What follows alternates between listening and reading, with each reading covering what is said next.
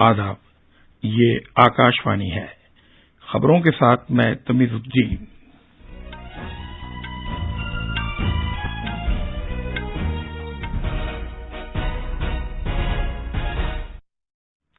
بہار assembly چناؤ کے دوسرے مرحلے کے لیے تمام انتظامات کر لیے گئے ہیں۔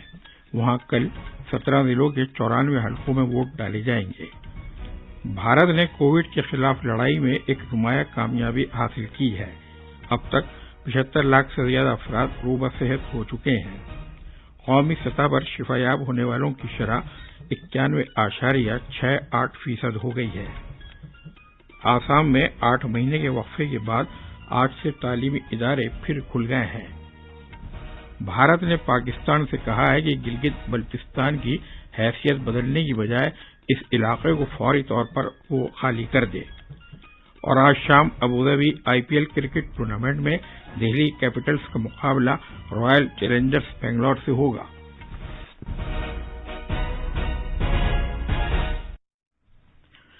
بہار اسمبلی چناؤ کے دوسرے مرحلے کے لیے تمام انتظامات کر لیے گئے ہیں۔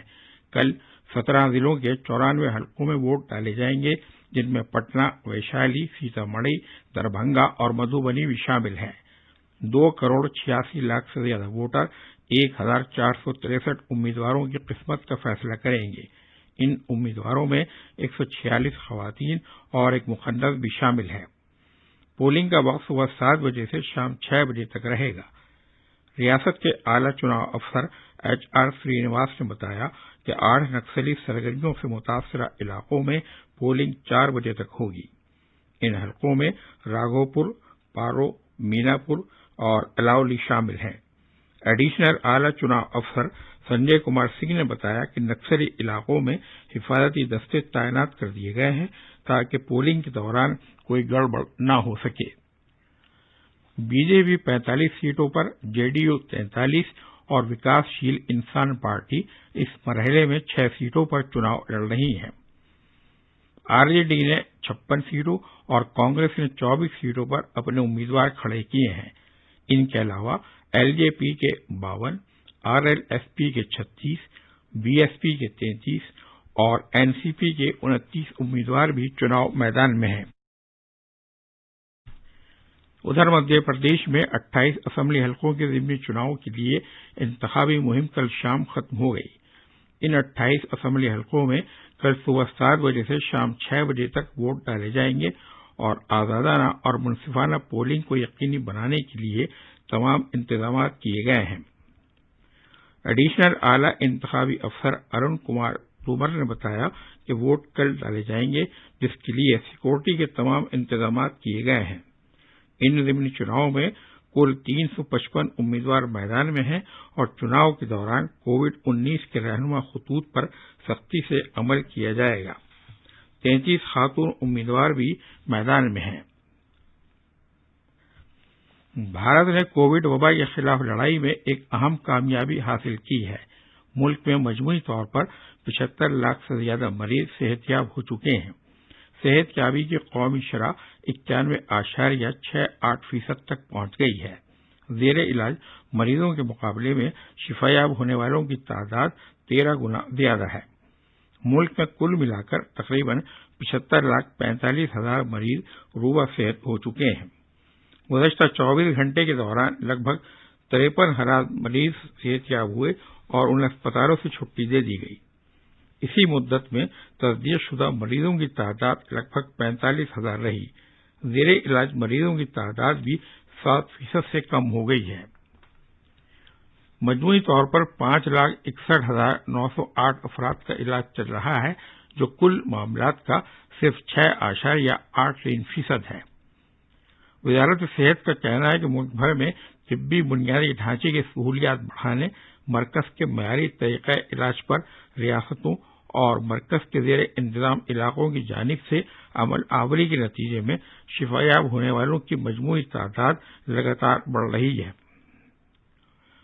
ادھر تلنگانہ میں پچھلے 24 گھنٹوں کے دوران کووڈ-19 کے 922 نئے مریضوں کا پتہ چلا ہے۔ اس طرح ریاست میں ان مریضوں کی کل تعداد 2,40,970 ہو گئی۔ کل 1456 مزید لوگ شفا یاب ہوئے اور اس طرح صحت یاب ہونے والے افراد کی شرح میں معمولی بہتری آئی اور یہ شرح 92.12% ہو گئی۔ ریاست میں اب تک 2,21,992 افراد صحت یاب ہو چکے ہیں۔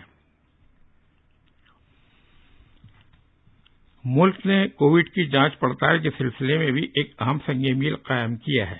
گزشتہ 24 گھنٹوں کے دوران لگ بھگ 8,56,000 ٹیسٹ کیے گئے۔ اس طرح ملک بھر میں اب تک 11,07,43,000 ٹیسٹ کیے جا چکے ہیں۔ بھارت کی روزانہ جانچ کرنے کی صلاحیت 15 لاکھ ہو گئی ہے اور اس طرح سبھی لوگوں کو بآسانی کووڈ-19 کا ٹیسٹ کرانے کی سہولت حاصل ہے۔ تریپورہ میں پچھلے 24 گھنٹوں کے دوران کووڈ کے 77 نئے معاملات سامنے آئے، جبکہ اسی مدت کے دوران 186 مریضوں کے صحت یاب ہونے کے بعد اسپتالوں سے چھٹی دے دی گئی۔ اس طرح ریاست میں صحت یاب ہونے والے مریضوں کی کل تعداد 29,211 ہو گئی۔ فی الحال 1,912 مریض زیر علاج ہیں۔ ریاست میں صحت یابی کی شرح بہتر ہو کر 94.93% ہو گئی۔ یہ خبریں آکاش وانی سے نشر کی جا رہی ہیں۔ 8 مہینے کے وقفے کے بعد آسام کے سبھی تعلیمی ادارے پھر سے کھل گئے ہیں۔ سرکاری ذرائع نے بتایا ہے کہ کووڈ-19 کے ضابطوں کو مد نظر رکھتے ہوئے تدریس کا سلسلہ شروع کر دیا گیا ہے۔ طلباء، اساتذہ اور عملے کی جانچ بھی کی گئی ہے۔ ہمارے نامہ نگار کا کہنا ہے کہ طلباء کی حاضری لازمی نہیں ہے، اس کا انحصار والدین کی مرضی پر ہوگا۔ ہماچل پردیش سرکار نے آج سے پھر سے اسکول کھولنے کا فیصلہ کیا ہے، جہاں مستقل بنیاد پر 9ویں سے لے کر 12ویں تک کی کلاسوں کی پڑھائی ہوگی۔ یہ فیصلہ حال ہی میں کابینہ کی ایک میٹنگ میں کیا گیا۔ البتہ ان طلباء کے لیے والدین کی مرضی لازمی ہوگی جو اسکول آنا چاہتے ہیں، تاہم حاضری لازمی نہیں ہوگی۔ بھارت نے پاکستان کی اس ہندوستانی علاقے میں تبدیلی لانے کی کوشش کو مسترد کر دیا ہے جس پر اس نے غیر قانونی اور جبراً قبضہ کر رکھا ہے۔ بھارت نے یہ بات دہرائی ہے کہ جموں کشمیر اور لداخ بشمول نام نہاد گلگت بلتستان 1947 میں جموں کشمیر کے یونین آف انڈیا کے ساتھ کیے گئے الحاق کی بدولت بھارت کا ٹوٹ حصہ ہیں اور یہ الحاق قانونی، ناقابل تنسیق اور کلی طور پر کیا گیا تھا۔ وزارت خارجہ کے ترجمان انوراگ شریواستو نے نامہ نگاروں کے سوالوں کا جواب دیتے ہوئے یہ بات کہی۔ ان سے پاکستان کے وزیر اعظم کے گلگت میں دیے گئے ایک بیان کے بارے میں سوال کیا گیا تھا۔ پاکستان کے وزیر اعظم نے نام نہاد گلگت بلتستان کو عبوری صوبائی درجہ دینے کے سرکار کے فیصلے کا اعلان کیا تھا۔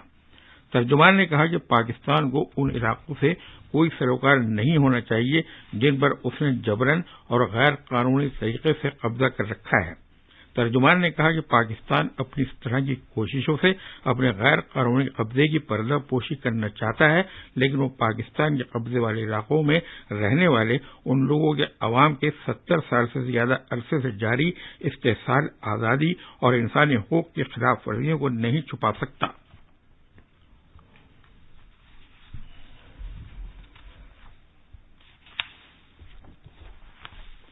آج شام ابوظہبی میں IPL کرکٹ ٹورنامنٹ میں دہلی کیپٹلز کا مقابلہ رائل چیلنجرز بنگلور سے ہوگا۔ کل رات Rajasthan Ryles Kolkata night riders سے 60 رن سے ہار گیا، اس طرح وہ اس ٹورنامنٹ سے باہر ہو گیا ہے۔ خاص خبریں ایک بار پھر۔ بہار اسمبلی چناؤ کے دوسرے مرحلے کے لیے تمام انتظامات کر لیے گئے ہیں۔ وہاں کل 17 ضلعوں کے 94 حلقوں میں ووٹ ڈالے جائیں گے۔ بھارت نے کووڈ کے خلاف لڑائی میں ایک نمایاں کامیابی حاصل کی ہے۔ اب تک 75 لاکھ سے زیادہ افراد روبہ صحت ہو چکے ہیں۔ قومی سطح پر شفا یاب ہونے والوں کی تعداد 91.68% ہو گئی ہے۔ آسام میں 8 مہینے کے وقفے کے بعد آج سے تعلیمی ادارے پھر کھل گئے ہیں۔ بھارت نے پاکستان سے کہا ہے کہ اسے گلگستان بلتستان کی حیثیت بدلنے کی بجائے ان علاقوں کو فوری طور پر خالی کر دینا چاہیے۔ اور آج شام ابوظہبی IPL کرکٹ ٹورنامنٹ میں دہلی کیپٹلز کا مقابلہ رائل چیلنجرز بنگلور سے ہوگا۔ اس کے ساتھ ہی خبروں کا یہ بلیٹن ختم ہوا۔